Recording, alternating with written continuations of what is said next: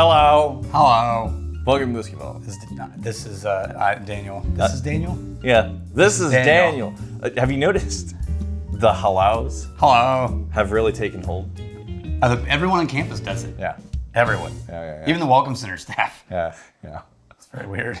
It's just great. It's great. Because it started in the studio. So like somebody walk in and the default greeting is, you don't look up from your screen. You just go, hello. And then they don't look at you. They say, hello. And I think the origination from it, we'll get to the whiskey, chill the hell out. I think the origination from it came from Uncle Leo in Seinfeld. Hello. Oh, yeah. Yeah, Okay. and I think it got, evolved into now everybody on the campus, it's just kind of like the insider call sign. You walking by, hello. And then through the tree line, you hear somebody yell back, hello. What do we have, Daniel? I'm excited about this. This is a gift from Patron Saint Brandon Elliott. Brandon Elliott, you patron saint of Oh, that was whiskey. a J hook.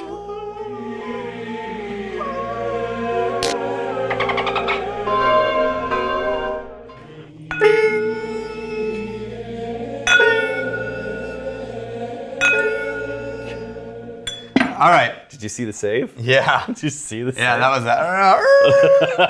that. That's our exit. All right, what is Seed Vault? Okay. Seed Vault series. Try as hard as you can to not tune me out because you're going to be excited about this. Clinch. This is Waterford level shit. Oh, yeah. Okay. So they found a varietal of rye called 100%, this one grain, Aroostook. Okay, now, just with that word, it's so weird. I feel like I should further cleanse my palate. It was a seed variety released in 1981 by the Department of Agriculture's Conservation Services. Yeah. They planted 1 acre of Aroostook, harvested it, Yes. made 1 barrel Yeah. of whiskey, Yeah. aged it for 18 months, ended up with 40 bottles, and we got one. Wait a minute. So it's a small barrel. Yeah, Wow. Oh, I was about to say, 15-gallon because barrel. different grains are going to have different yields, right? And Right. rye, from a distiller's perspective, it's not going to have an amazing amount of yield, and also it's very messy to work with. So you said 1 acre, 1 barrel. It's like, holy crap. Is that a simple way of thinking about acreage of land It's to a barrel? 15-gallon barrel. But yeah, it's not even a full barrel. So Yeah. 1 acre of freaking rye results in a 15-gallon barrel. Yeah. That's crazy. Right? Yeah. Okay, now look at this. Farmer distiller signatures. Yeah. The grain series. Right, I mean, this is That's nice. Roknar, Waterford level complexity. North. Far North Spirits. These guys are way up in Halleck, Minnesota. It'd be funny if they were Ecuador. 1 year old. Yeah, technically, it's aged at least 1 year. It's 18 months is what they said. But, whoa. This is exciting. What This the is hell? like molasses and blackberry jam. This is so So, have thick. a scone. It feels like you like even the vapors in your nose. It feels like it's not even a gas. It's just like a thick liquid that slowly goes down your face holes. Take a scone, put blackberry preserves on it, Yeah. and then drizzle molasses across it. Yeah. Right? Yeah. There's none of the weird botanical. That's a buttered scone. It's a buttered scone. You got some buttered on there. So dense and bready and. Wow. Oh, the nose is so good on that. God, son of a bitch! What the fuck is going on? Okay, do the thing where it's a hidden gem thing there. Well, but dude, okay. Yeah. But, Yeah. like- look, hidden gems are hard to come by. I'm thinking they're hard to come by, Daniel. I'm thinking of sourced things like, hey, let's see if we can get some of this. No. Oh my gosh, just taking notes. Wow. And then there's like, this is a very complex nose. Eventually it gets to like a strawberry, they can hear me. Oh, okay. The sultry, Oh, well. dulcet tones of my voice. And mixed in with that scone, a little dusting, and like you get a butter, a little dusting of something. Is that nutmeg or is that cinnamon? Then you get like a little layer of the strawberry fruit roll-up. Oh, mixed in with all that. Dude, what the hell? Brandon Elliott, man. Damn.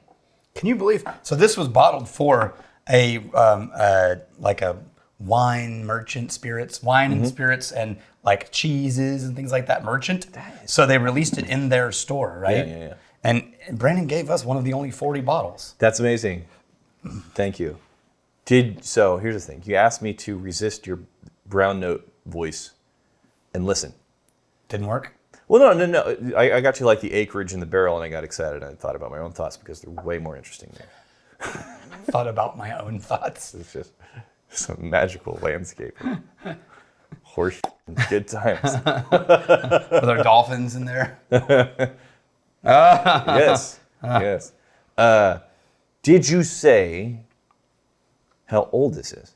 18 months. 18 months? You get the flavor in 18 months? Let the grain still stand up. Oh my gosh, this does not strike me as young. I would have said at least a few years. At least a few years, if not several. Oh, dude. That is aperitif level density of botanicals. It's so thick and viscous in the mouth. Wow. I do get the barrel note on the taste. Yeah. I do get because with some of our smaller experimental runs, the things that a small barrel will do in a limited amount of time, especially in the heat. I do get the character of the barrel, especially towards the finish, but it doesn't take away from the complexity that you're finding on the nose. That is an amazing whiskey. That is incredible. That's incredible. Why is it that it feels like, talking about my feelings, it feels like at least half the things that we stumble on that are like, whoa, this is amazing. Oh my God, no one's ever heard of this. This is so great. Why isn't this everywhere? And then it's always like a microscopic little run. Yeah. Where they handed some out to their immediate family. It's like your buddy's beer story. And then 3 customers that happened to be in the tasting room the right day at the right time. Yeah. It's like your buddy's beer story.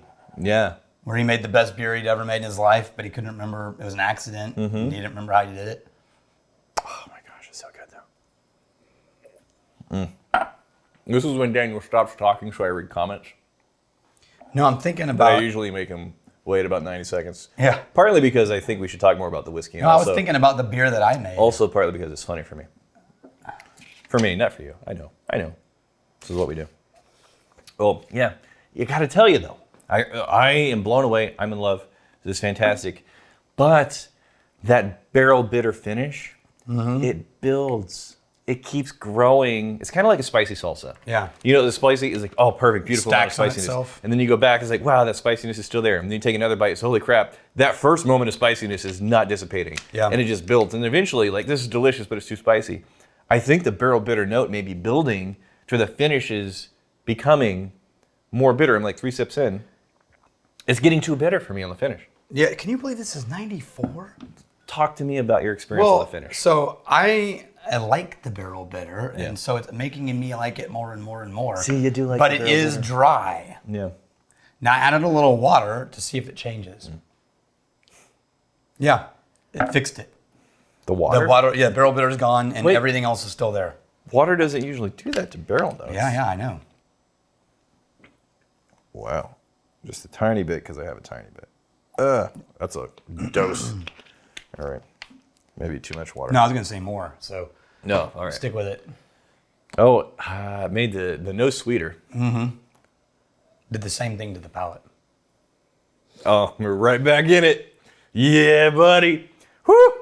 Oh, man, that's good. It did. That Add a never little happens. water. Well, like proofing down never dissipates Normally the barrel it drops note. the mid palate and accentuates the tannic finish. Yeah. Yeah. Oh, that for dropped certain things. That dropped the barrel bitter note, and then it lifted up all of like the beautiful, complex, sweet things.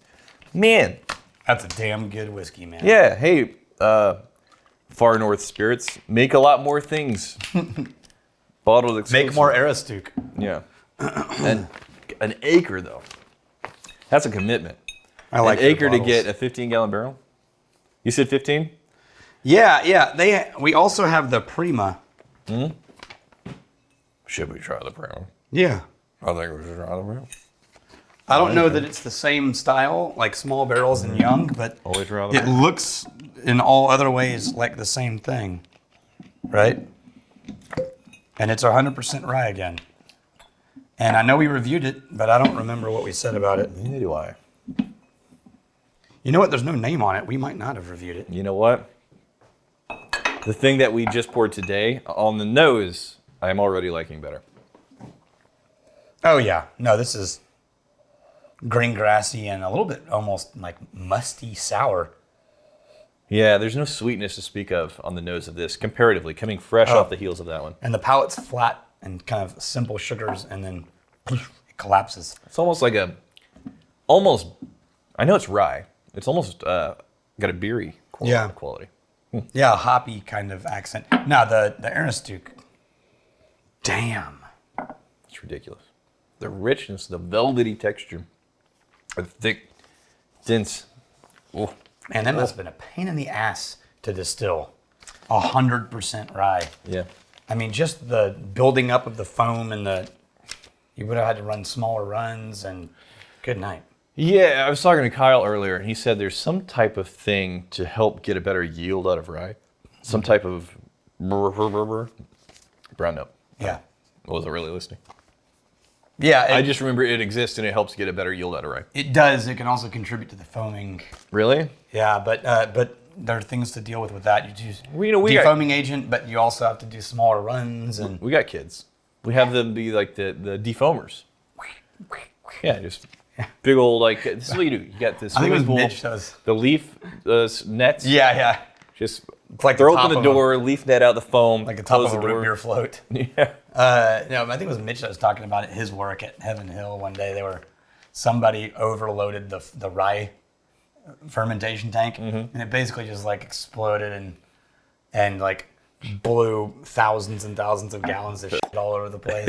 Yeah. And he was like, I was just glad it didn't happen on a day I was working. I think it was about a month ago. I went to the distillery, and I looked in the still window.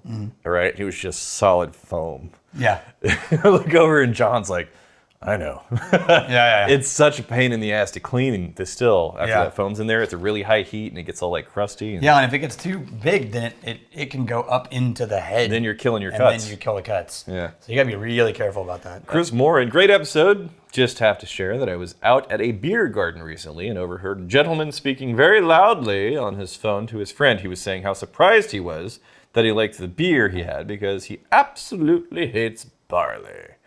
His immediate next sentence was that he loves single malt scotch. Yeah, I've had that though. I guess we can each have space to like what we like and not necessarily have to know exactly what it is we like and where we like it. Yeah.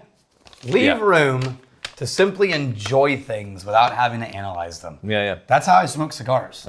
I try as little as possible to learn anything I can about cigars. Nothing is possible. Like, I get the cigar club, and each time it comes with an insert that explains all my cigars, I throw it in the trash. There's a simple way to tell, a very simple way to tell whether or not you're taking something too seriously. Your neck beard starts to come in. Oh, yeah. Yeah. No, I'm still good. Just get that really thick neck beard. Then you just back off a little bit. It's like, you know what? Maybe I just need to appreciate the simple things and not have to dissect everything. Just Baloo sang about it. The bare necessities, the simple bare necessities. You know what? I'm now team neckbeard. Forget about your worries and your strife.